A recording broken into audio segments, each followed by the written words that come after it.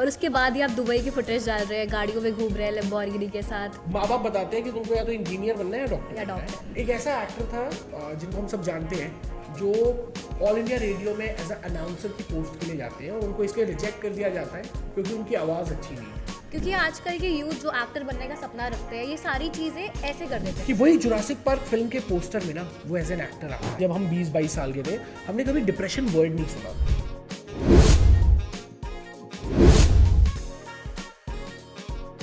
Hello everyone, welcome back to our channel. मैं आ गई हूँ एक और पॉडकास्ट लेकर। एंड जैसा आप जानते हैं, हमारे पॉडकास्ट में आते हैं हमेशा स्पेशल गेस्ट।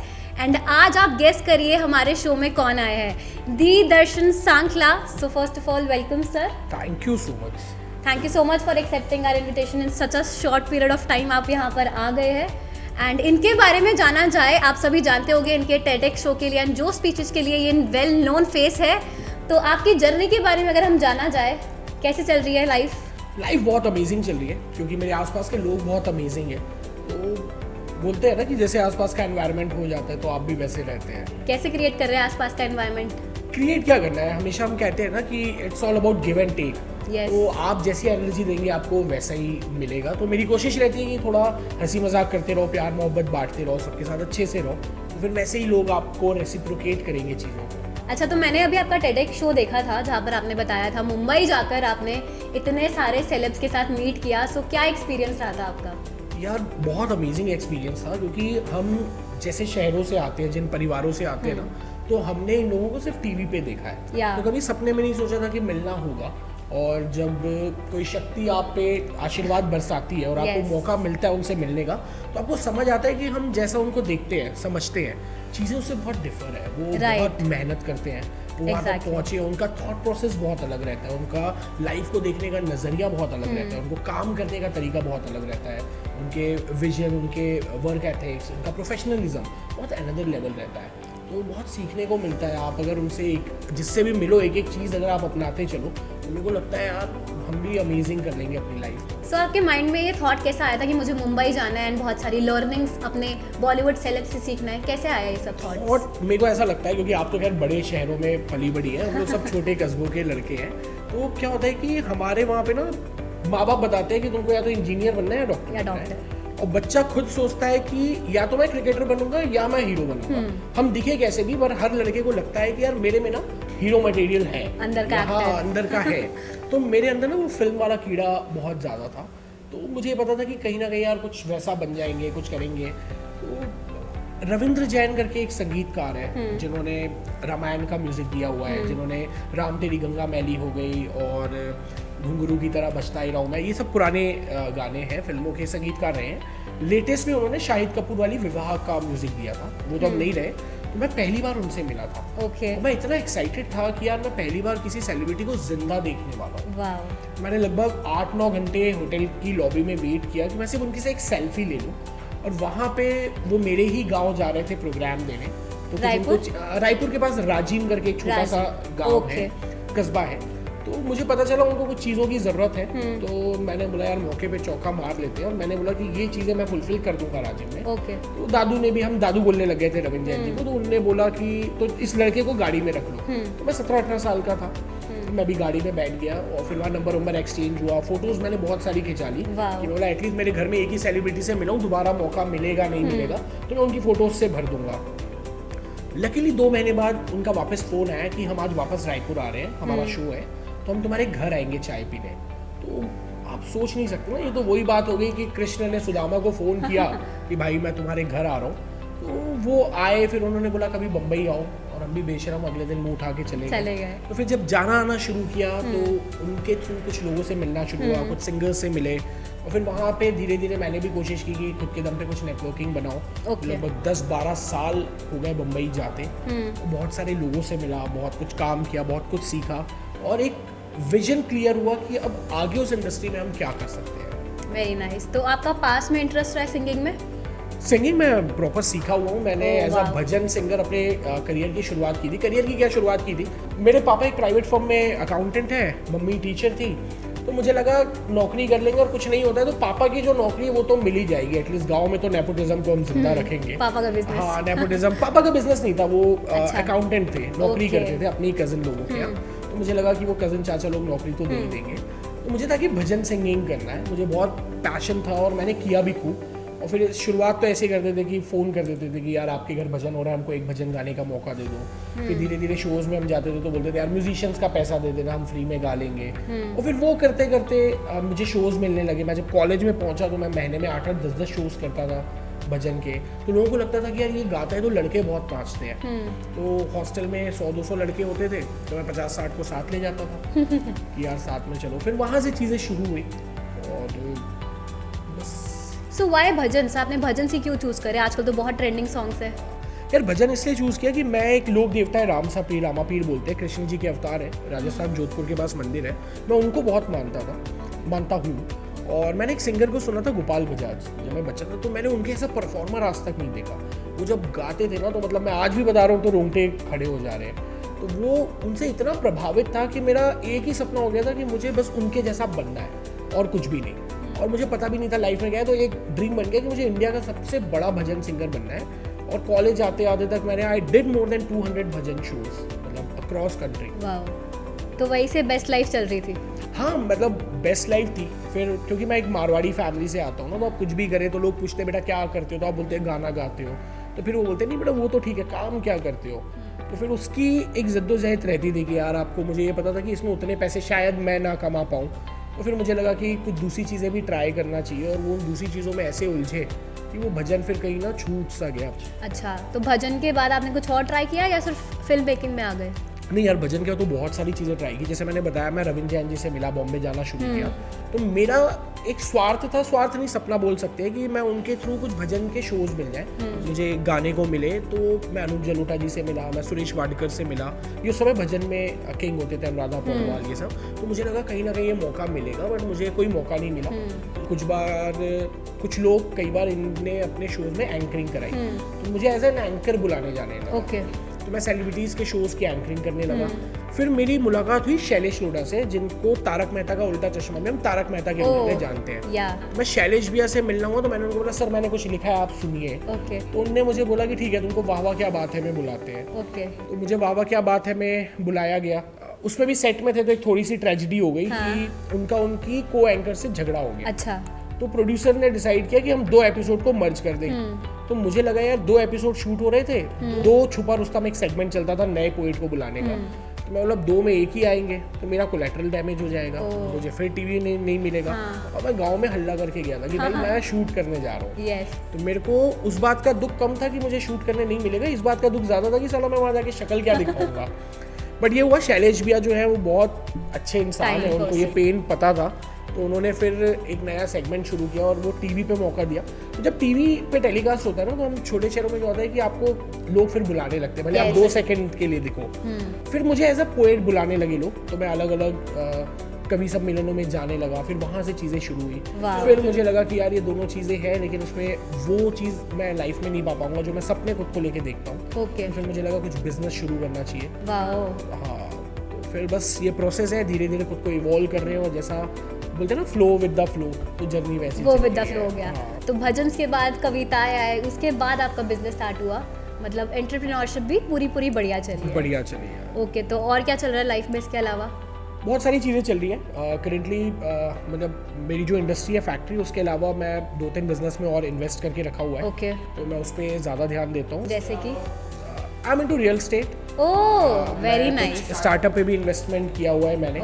और अभी एक रिसेंट फेड एकेडमी एक स्टार्टअप है जो film and design education college और इंस्टीट्यूट में फिल्म मेकिंग के कोर्स ला रहा है, और बहुत डिफरेंट तरीके से ला रहा है। तो यूथ के लिए तो बहुत अच्छा प्लेटफॉर्म है। हाँ, कि क्या होता है बच्चों को पता ही नहीं है कि वो सीख तो लेते हैं, इतने इंस्टीट्यूट हो गए जो दावा करते हैं कि आपको एक्टर बना देंगे, वो बॉम्बे जाके नहीं बन पाते। राइट, बहुत स्ट्रगल करते हैं। और दूसरा क्या होता है कि उनको इंस्टीट्यूट में वो आदमी सिखा रहा होता है जो 20 साल बम्बई की धूल छान के आ गया है, जो खुद कुछ नहीं कर पाया। एग्जैक्टली है ना। तो मुझे ऐसा लगा कि जो हमारी टीम थी कि कुछ ऐसे मेंटर्स को हायर करें जो एक्टिवली इंडस्ट्री में काम कर रहे हैं, जो कुछ बड़े नाम हैं, वो जो गाइड करेंगे। क्योंकि स्किल्स तो आपने सीख ली, काम कैसे मिलेगा, आप उसको मोनेटाइज कैसे करेंगे, तो उन सारी चीज़ों को ध्यान में रखते हुए हमने एक कोर्स डिज़ाइन किया।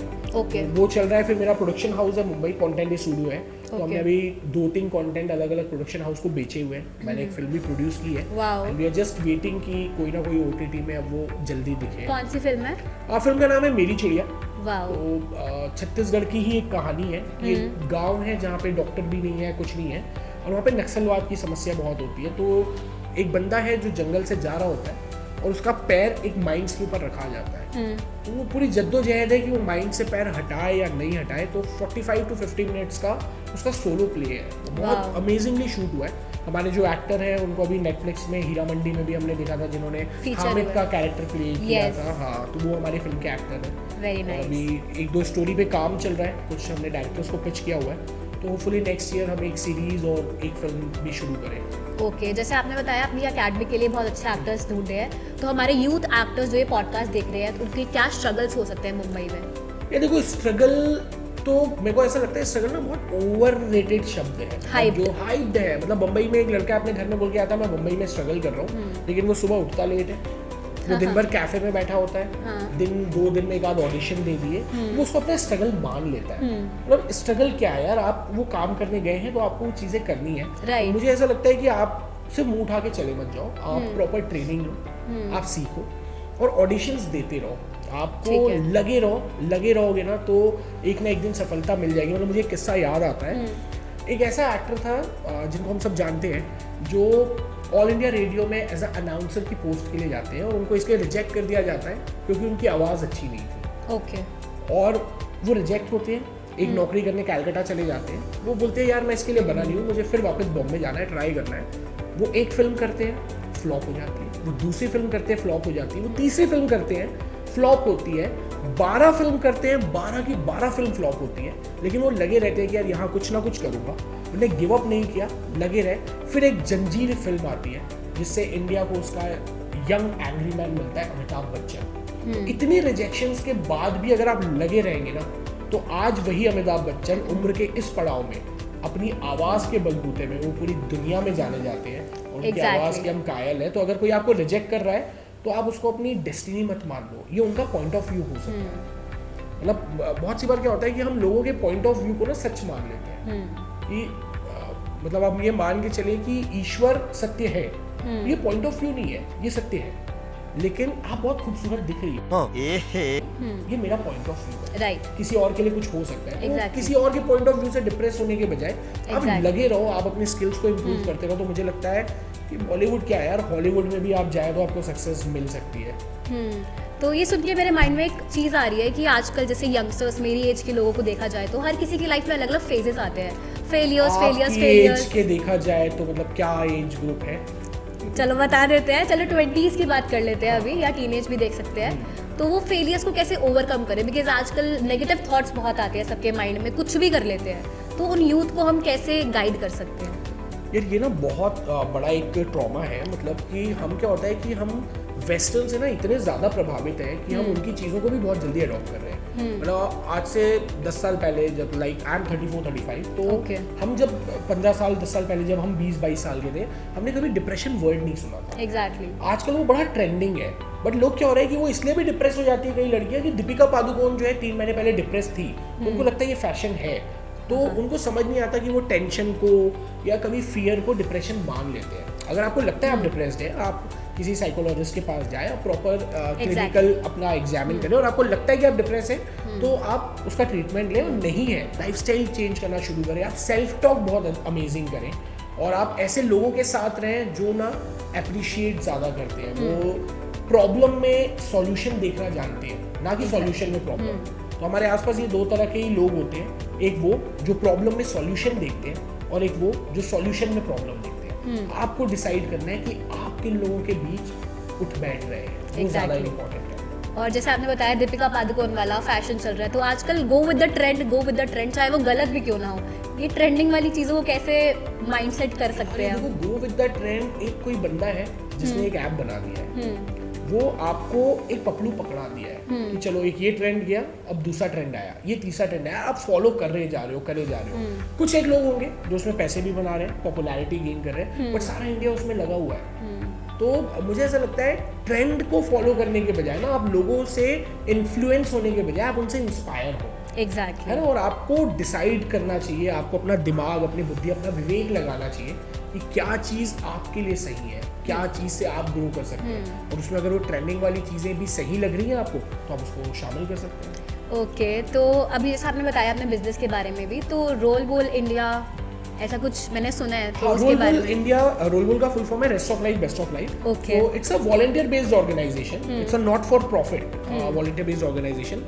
तो मैं जैसे बैकग्राउंड से आया ना, तो हमने भी बहुत सारे होम बुलिंग, क्रिटिसिज्म, डिप्रेशन, ये सारी चीज़ें झेलते हुए आए हैं। तो मेरा शुरू से मन था कि एक ऐसी लाइक माइंडेड लोगों की कम्युनिटी बने जो go together grow together mindset के साथ काम करती है, कि हम एक दूसरे की लाइफ में कैसे वैल्यू ऐड कर सकते हैं। सपोज आपके 5 कॉन्टैक्ट हैं, मेरे 5 कॉन्टैक्ट हैं, अगर हम एक दूसरे से वो शेयर करेंगे ना, तो आपके पास 10 कॉन्टैक्ट होंगे, मेरे पास 10 कॉन्टैक्ट होंगे। हम शेयरिंग को ये समझते हैं कि यार वो कम हो रही है चीज़ें, और हमें हमेशा सिखाया गया है कि बांटने से चीज़ें बढ़ती है। तो आप ये सोचो कि आप किसी की छोटी सी मदद कर लो तो उसकी ज़िंदगी कितनी बदल सकती है। तो मुझे भी बहुत से लोगों ने हेल्प की है, बहुत से लोगों ने मदद किया है। Now it's my time to be the medium और इंस्ट्रूमेंट कि ये चीज़ों को हम आगे पास ऑन करें। तो इस कम्युनिटी में कोई भी बंदा ऐड हो सकता है, अगर न्यू बंदा? हाँ, कोई भी ऐड हो सकता है। अभी 5 शहरों में एक्टिवली काम कर रही है, और हम अलग अलग शहरों में भी चाह रहे हैं कि रोलबोल कम्युनिटी बने। तो अगर कोई व्यूअर है जो चाहता है कि रोलबोल कम्युनिटी वो अपने शहर में शुरू कर सकते हैं, तो rolbol.india rolbol.india हमारा इंस्टाग्राम पेज है, हमारी वेबसाइट है रोलबोल इंडिया, तो आप उसके थ्रू हमसे कनेक्ट कर सकते हैं। बहुत सिंपल सी चीज़ें हैं कि आप अपनी पर्सनल लाइफ, प्रोफेशनल लाइफ और सोशल लाइफ के बाद का जो समय है, आप उसको प्रोडक्टिवली कैसे अच्छी चीज़ों में इंगेज कर सकते हैं। तो हमने एरिया ऑफ वर्क उस तरीके से डिसाइड किया हुआ है। तो रायपुर में जहाँ पे हमारी कम्युनिटी एक्टिव है, तो उसमें कैंसर सर्जन भी है, हाउस वाइफ भी है, 50 साल 70 साल के लोग भी मेंबर हैं, तो 22 साल 23 साल के लड़के भी मेंबर हैं, और वो सब सारे एक साथ आते हैं। एक साथ हम इवेंट्स करते हैं, एक्टिविटीज़ करते हैं, इंजॉय करते हैं, बहुत सारी चीज़ें करते हैं। यस, तो वननेस सपोर्ट हो रहा है पूरा। हाँ, मतलब हर आदमी को ना एक ऐसी जगह चाहिए जहाँ पे वो पॉजिटिविटी के साथ रहे, वो खुद कैसा भी हो, लेकिन उसको सामने वाला बंदा बहुत अच्छा चाहिए। तो आपको एक ऐसी कम्युनिटी मिल रही है जहाँ पे सब एक पॉजिटिव नोट के साथ आ रहे हैं, तो मुझे लगता है एक हैप्पी प्लेस क्रिएट हो रही है। और धीरे धीरे तो आई विश इस ब्रह्मांड के जितने लोग हैं ना, वो सब रोलबोल के मेंबर बन जाए। वाओ, फिर तो लाइफ स्मूथ हो जाएगी आई गेस। अच्छा, ये बताओ, आप जब सेलेब से मिले, बॉलीवुड सेलेब से, तो उनका व्यापार और व्यवहार कुछ नोटिस किया आपने? यार, इतने सारे लोग से मिला हूँ ना, तो बहुत कुछ सीखने को मिला है। और मतलब वो ऐसा है कि कॉमन कुछ नहीं है, मतलब सबके अलग अलग हैं। कुछ बहुत अच्छे हैं, कुछ बहुत बुरे हैं। हाँ, जो आप कह रही है मैं तो नहीं बोलूँगा। तो कुछ वैसे हैं, कुछ उससे भी ज़्यादा ख़राब हैं, और कुछ बहुत ज़्यादा अच्छे हैं। बट बॉम्बे की एक चीज़ मुझे बहुत अच्छी लगती है, चाहे वो अच्छे हो, चाहे बुरे हो, चाहे ख़राब हो, लेकिन वो सारे के सारे ना बहुत प्रोफेशनल हैं।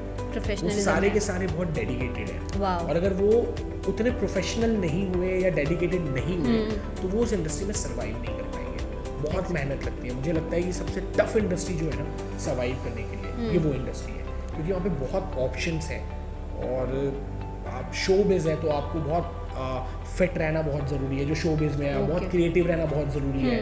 तो वहाँ पे आपकी पर्सनल लाइफ भी कई बार सेक्रीफाइस होती दिखती है लोगों को। तो जो सही तरीके से बैलेंस करते हुए चल गया, तो फिर उससे अच्छी इंडस्ट्री कुछ नहीं है। पैसा, नाम, शोहरत, पावर, इन्फ्लुएंस, ये वहाँ से मिलता है। और ये जो मिथ है कि वो जो ऑन स्क्रीन रहता है वही ऑफ स्क्रीन है, तो इसे क्लियर कर दो आज। यार देखो, ये भी बता रहा हूँ, पर्सन टू पर्सन डिफर है, वैरी करता है। बहुत कम लोग मुझे मिले हैं कि जो ऑन स्क्रीन और ऑफ स्क्रीन एक, और कैसे हो सकते हैं। एक आर्टिस्ट है, वो किसी सीरियल में बहुत नेगेटिव रोल प्ले कर रहा है, लेकिन वो रियल लाइफ में बहुत अच्छा है।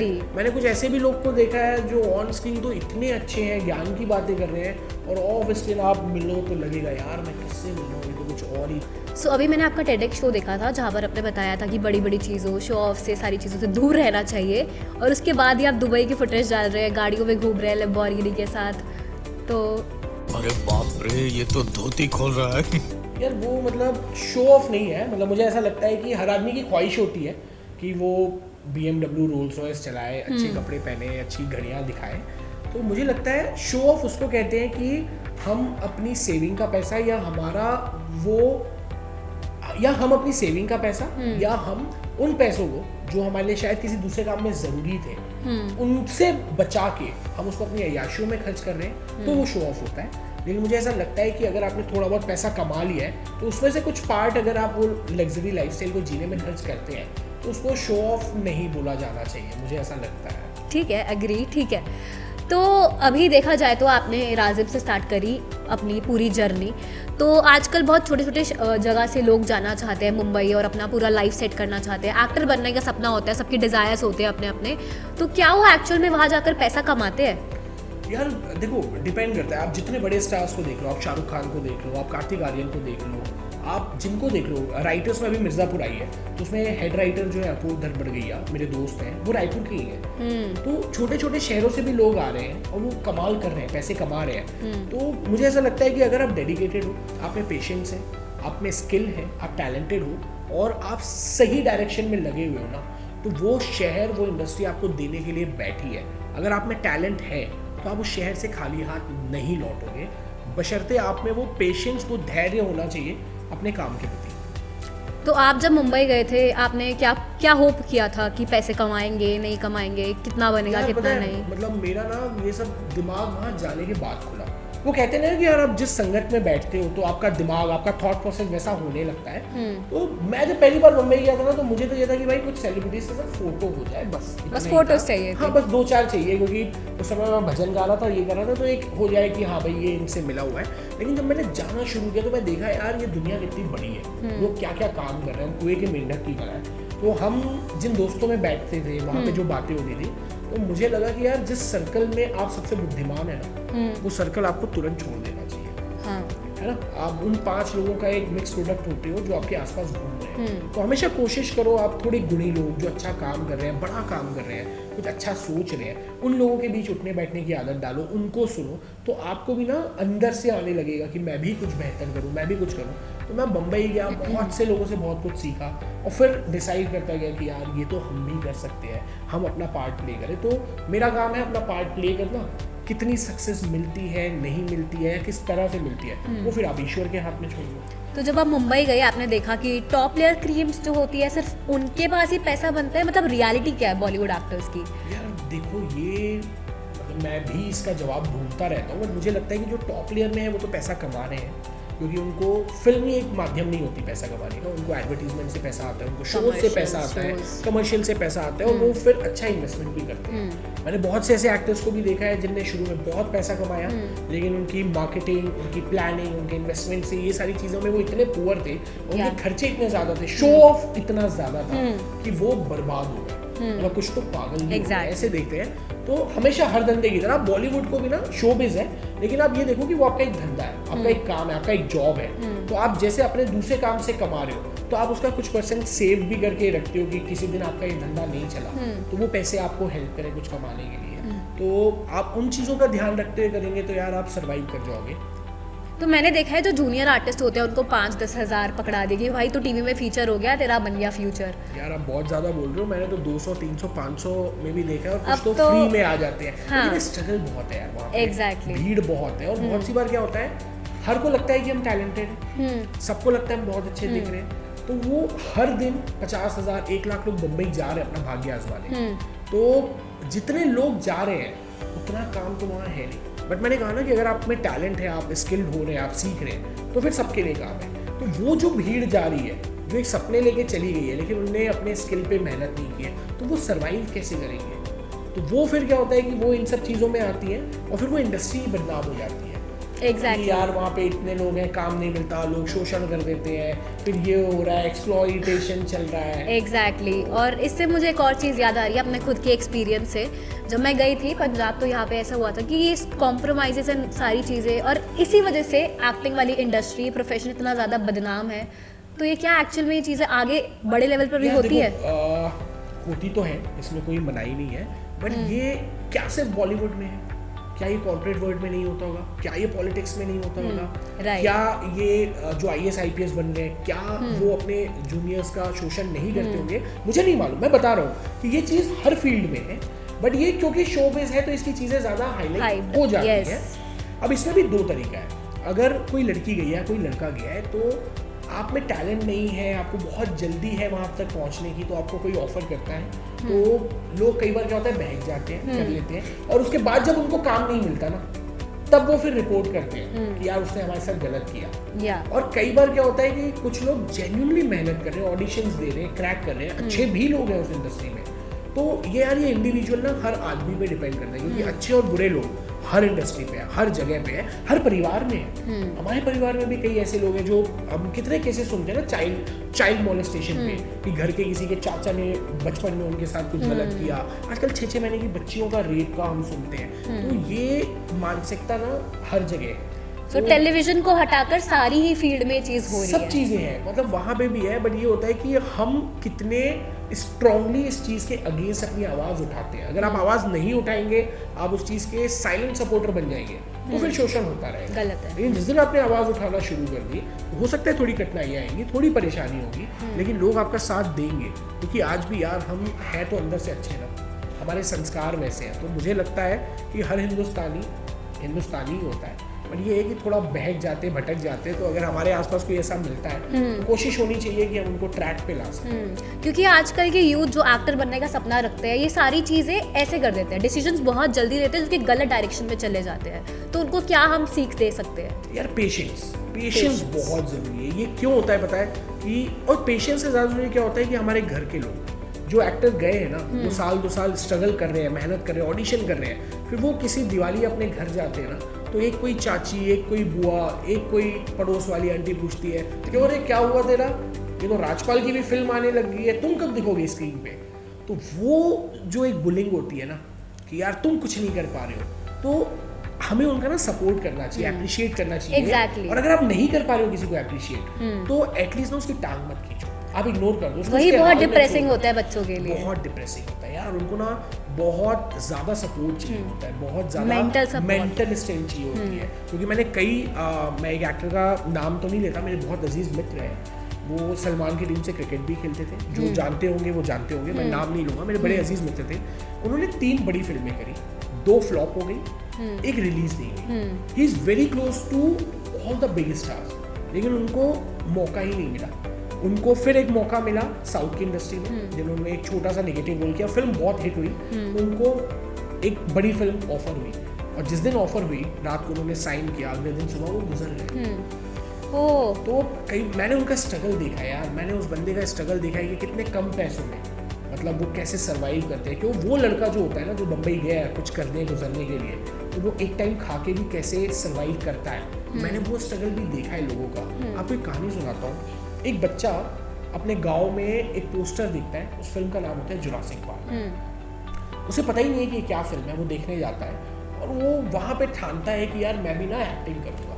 वही बच्चा दिल्ली जाता है, मेहनत करता है, बॉम्बे आता है, फिल्में करता है, बहुत मेहनत करता है, बड़ा बन कि वही जुरासिक पार्क फिल्म के पोस्टर में ना वो एज एन एक्टर आता है। और जब वो अपने करियर के पीक में होता है, वो ये दुनिया छोड़ के चला जाता है। उस एक्टर का नाम है इरफान खान।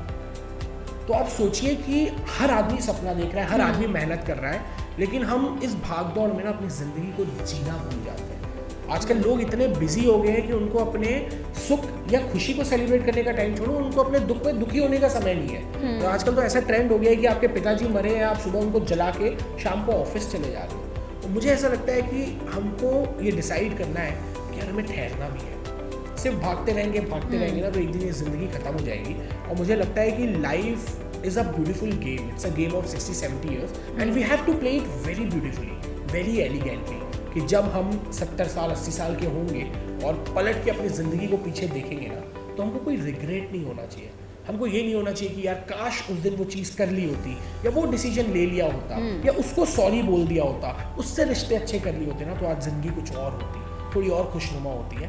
तो मुझे हमेशा लगता है, मैं हमेशा ये कहता हूँ कि यार रिश्ते बहुत मुश्किल से बनते हैं, उसे ख़त्म मत करो। और अगर लगता है कि वो नहीं चल पा रहे और ख़त्म कर रहे हो, तो फिर उसमें रिग्रेट मत करो, लाइफ में आगे बढ़ो। लोगों की ज़िंदगी में ना जहर मत करो, आप खुशियाँ बांटो।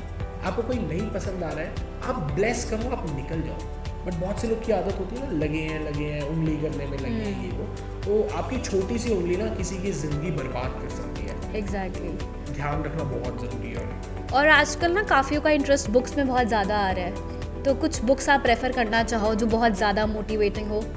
यार बुक्स तो पढ़ना ही चाहिए और बहुत सारी ओवर हाइप्ड बुक्स हैं जो अच्छी भी हैं, like the 7 habits of highly effective people, Steven Covey की बहुत अमेजिंग बुक है, उसको पढ़ना ही चाहिए।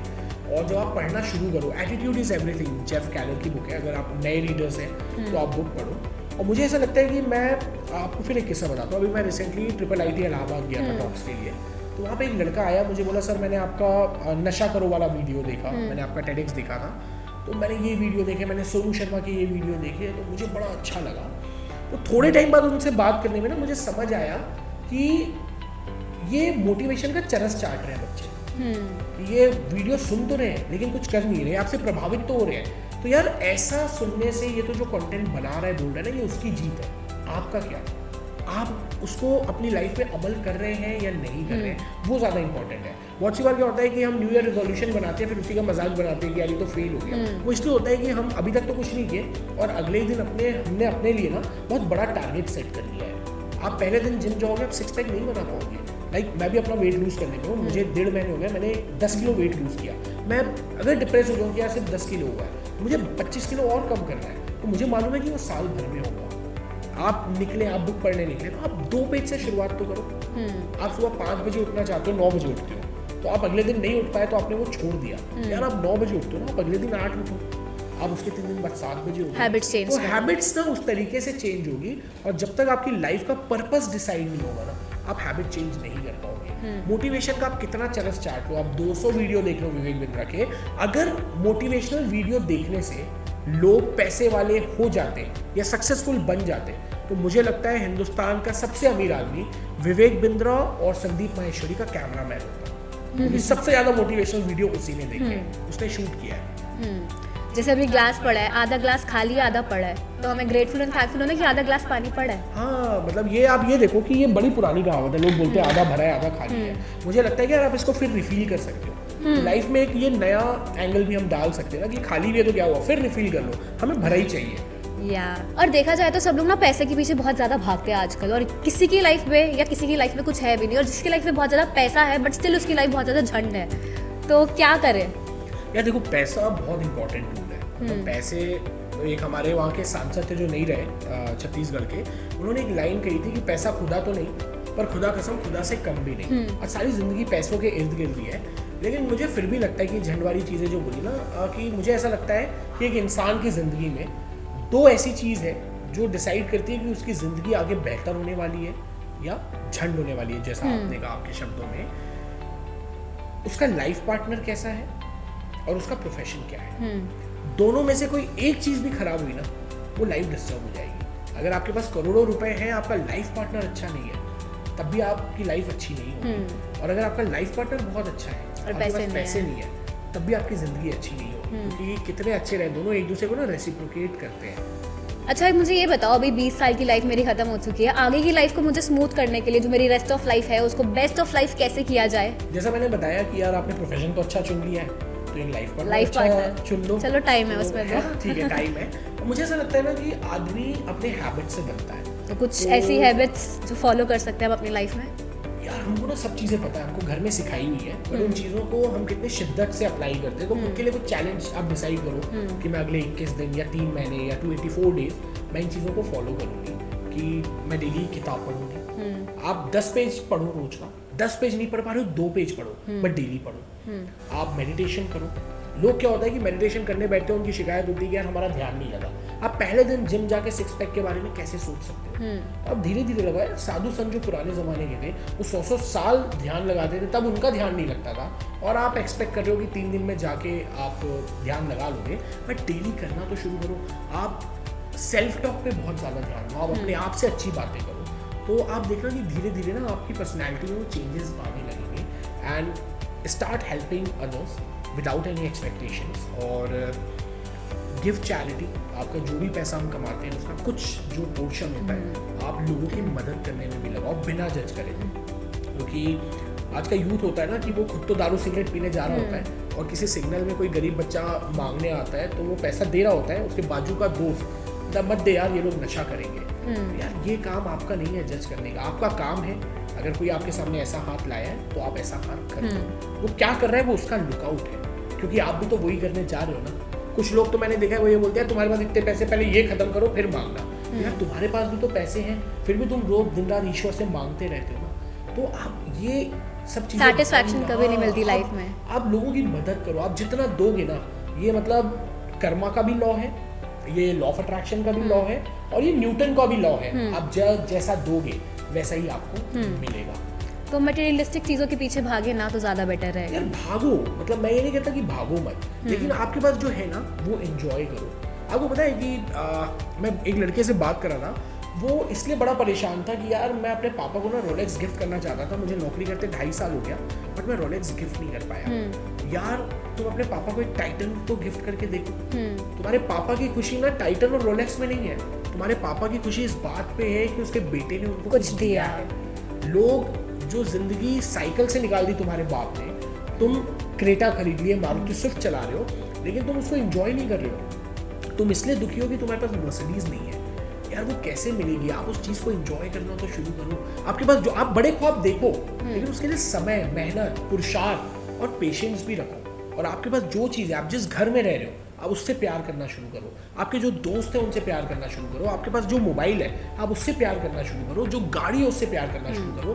तो आप देखना, जब आप वो ग्रैटिट्यूड वाली फीलिंग से दिल से जोड़ते हैं ना, तो वो चीज़ें आपकी बढ़ने लगेगी और आप मैजिक की तरह आपकी लाइफ ना चेंज होना शुरू हो जाएगी। सपने देखेंगे तभी पूरे होंगे। सपने देखोगे पूरे होंगे, और जो आपके पास है उसकी इज्जत करो, क्योंकि बहुत से लोगों के पास वो भी नहीं है।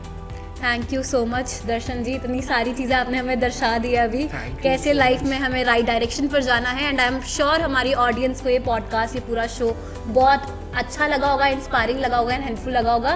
एंड उनके डिसीजन को चेंज करने के लिए आपने बहुत सारे थॉट्स बता दिए हैं, कैसे आपने लाइफस्टाइल चेंज करना है एंड कैसे डिसीजंस लेने हैं। So again thank you very much. Thank you so much for inviting me, and I wish आपकी सारी ऑडियंस जो है वो सब सफल हो यार, खुश रहो, क्योंकि एट द एंड वही मैटर करता है। And make the rest of your life best of your life.